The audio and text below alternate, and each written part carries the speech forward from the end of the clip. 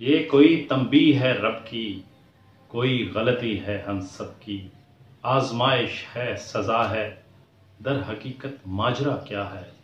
घरों से बाहर क्या करते थे, घरों में जो हैं बंद हुए।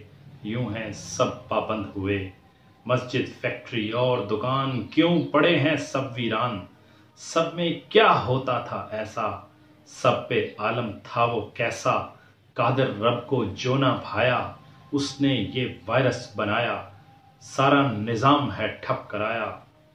मुझे ये लगता है कि जैसे ताने बाने वायरस के कहीं हम ही से मिलते हैं, इसी जमी से मिलते हैं।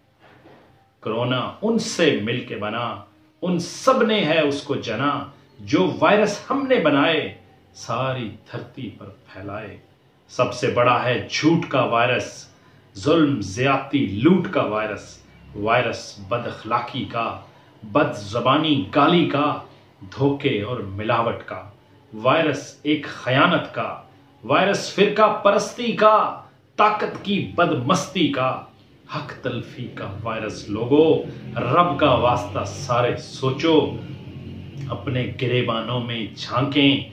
आओ मिलकर अहद करें, उसवा हसना की वैक्सीन से, लेके दवा कुरान करीम से। हम ये वायरस मारेंगे, अपना आप सुधारेंगे। अपने खुदा से सच्चा वादा, नेक नियत का पक्का वादा। जब हर कोई कर जाएगा, कोरोना वायरस मर जाएगा इंशाअल्लाह।